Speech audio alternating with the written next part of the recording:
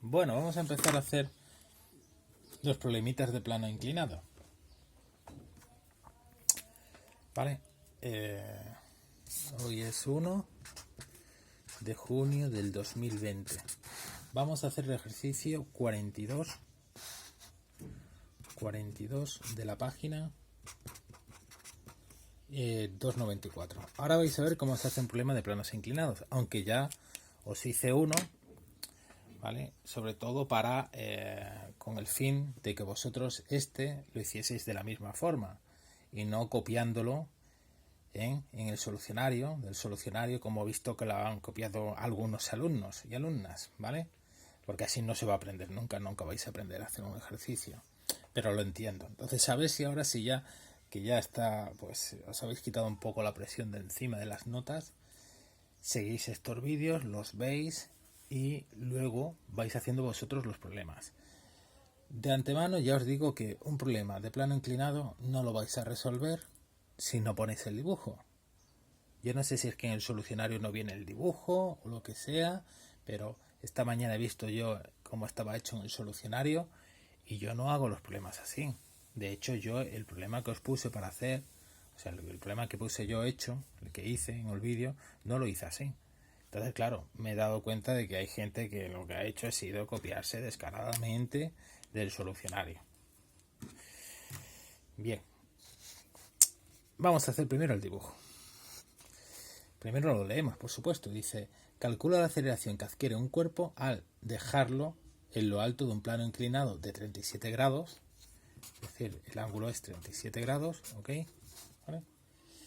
Si el coeficiente de rozamiento es de 0,10. Ya os anticipo que aquí os va a hacer falta G. G, que es una constante, muchas veces no la dan, pero yo en los problemas la doy. Recordad que siempre tenemos que partir que todos los datos que nos dan de un problema se tienen que utilizar. Aquí la G, en este libro es muy normal que como la G te la dan en los problemas anteriores, ya no te lo den en este problema, pero hay que ponerlo siempre. Entonces, primero, un plano inclinado. Para hacer el dibujo de un plano inclinado, que hay que hacerlo, ¿vale?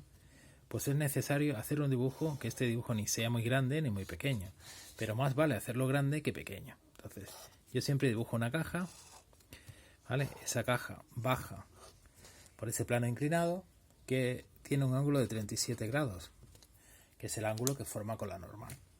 ¿De acuerdo? Ahora voy a coger un punto que es el centro geométrico de esa cajita, ¿vale?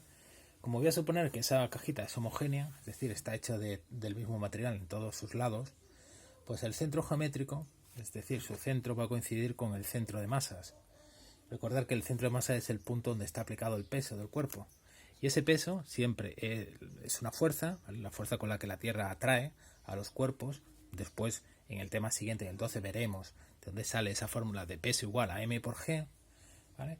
Y esa fuerza, pues es una fuerza que va dirigida siempre desde el cuerpo hacia el interior de la Tierra. Es decir, este peso, esta fuerza peso, siempre es perpendicular a este plano horizontal. Le pongo P, ¿de acuerdo? Anteriormente lo que hago es dividir mi cuerpecito, ¿vale? Ese cuerpo, y hago en este cuerpo unos sistemas de ejes cartesianos, ¿vale? Como si fueran los ejes X y los ejes Y. El eje X sería ese y el eje Y, ¿vale? Le pongo así la flecha para saber cómo es el signo. ¿Lo veis? Todo esto hay que hacerlo. Es decir, no es solamente copiar el problema, ni me va a salir mágicamente la fórmula de aceleración igual a pu. No, todo eso hay que deducirlo. Bien, ese peso se va a descomponer en su componente horizontal, que es esta, ¿vale? Que voy a llamar Px, que si os fijáis, Px va a hacer, esta componente del peso es la que hace que el cuerpo caiga por el plano inclinado, ¿de acuerdo? Y después una componente vertical que es Pi, ¿vale? Además, yo sé que este ángulo de aquí, ¿vale? Este angulito de aquí, esto siempre ocurre. Este ángulo va a ser 37 grados. Es decir, ese ángulo es 37 grados. Esto es igual que este. ¿Por qué? Porque fijaros, si yo me fijo en estos triángulos, en el triángulo verde, que es el que forma P con PI, y el triangulito este negro, ¿vale? Veo que ambos triángulos, sus lados son perpendiculares 2 a 2. Es decir, este lado es perpendicular a este lado verde del otro triángulo. Y este lado, el triángulo negro, es perpendicular a este verde. Entonces, si esto vale 37, esto vale 37. Si esto valiera 40, esto vale 40. Eso ocurre en todos los problemas de plano inclinado. Vale, lo voy a poner ahí, así, mejor para que se vea. Ahora, si el cuerpo baja, la fuerza de rozamiento siempre es una fuerza que va en sentido contrario, fijaros, al movimiento. Lo voy a poner así en todo grande, ¿vale? Entonces, si el cuerpo baja, va en este sentido, la fuerza de rozamiento en sentido contrario. Y se pone aplicada en la superficie de contacto de ambos, porque ahí es donde nace la fuerza de rozamiento. Bien, aparte de eso tengo una fuerza que es perpendicular, una fuerza de reacción perpendicular, que es la normal, por principio de acción y reacción. Entonces, ahora lo que hago es lo siguiente, no lo pongo directamente, sino pongo así, sino que pongo aplico. Fijaros cómo hay que escribirlo. Esto es una cosita que hay que explicarlo en todos, ¿vale? Y se pone así, aplico. Vale, voy a poner esto, ¿vale? Pongo aquí, digo, aplico la segunda ley de Newton a nuestro sistema. Es mejor poner nuestro sistema que nuestra caja, aunque queda muy cutre, ¿vale? Entonces sería, atención, sumatoria de F, es decir, igual a M por A. Entonces, aquí pongo todas las fuerzas que vayan a favor o en contra del movimiento. ¿De acuerdo? Es decir, ¿cuál va a favor? Px va a favor. N no. N no tiene el mismo sentido, la misma dirección del movimiento, tiene un movimiento vertical. ¿Vale? N se va a compensar, lo pongo aquí, con Pi, va a ser igual que Pi. ¿De acuerdo? Van a ser dos fuerzas que están contenidas en la misma dirección, pero en sentido contrario y del mismo valor numérico. Si N fuese mayor que Pi, yo vería a la caja dando botes, porque se iría hacia arriba. Y eso no ocurre. Yo veo que una caja, cuando baja por un plano inclinado, lo que hace es deslizarse. ¿Por qué se desliza? Porque por esta fuerza, por esta componente del peso, Px. Y ahora también tengo otra fuerza que va en sentido contrario, que es Fr. Entonces, recordar que aquí solamente pongo, no todas las fuerzas al azar, sino que pongo las fuerzas que van en la misma dirección del movimiento, ya sea en el mismo sentido o en sentido contrario. Entonces, las que van en el mismo sentido las pongo positivas, que es Px. Px es la causante de que el cuerpo baje. Y ahora, la que va en sentido contrario, que es la fuerza de rozamiento, la pongo negativa.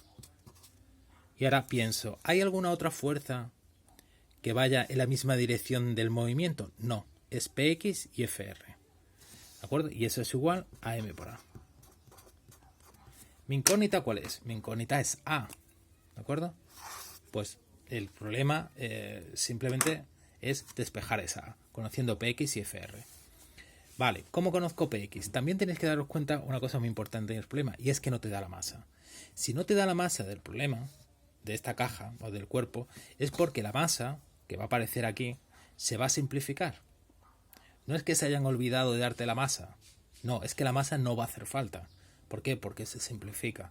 Entonces, yo de trigonometría, yo veo aquí este triangulito. Entonces, Px que está aquí, lo desplazo paralelamente aquí. Y veo que, vale, esto ya lo hice en el anterior problema que hice, pero ya lo sabéis, Px se desplaza paralelamente aquí y Px va a ser, fijaros, de este triángulo va a ser el cateto opuesto, entonces se construye con el seno. Entonces, Px, lo pongo aquí, que no se ve, Px es igual a P por el seno del ángulo, que ese ángulo sabemos que es 37. Y ahora, ¿qué es lo que va a ocurrir con la fuerza de rozamiento? Pues yo sé que la fuerza de rozamiento por definición siempre es igual a mu por n. Es decir, coeficiente de rozamiento que me lo dan por n. Pero yo sé que n, como he dicho anteriormente, es igual a pi. Entonces, en vez de poner mu por n, pongo que la fuerza de rozamiento es igual a mu por pi. Pi, si veis el triangulito, ¿vale? Pi de este triangulito es el lado, el cateto contiguo. Por lo tanto, se construye con el seno. Entonces la fuerza de rozamiento es igual a mu, perdón, con el coseno, por P por el coseno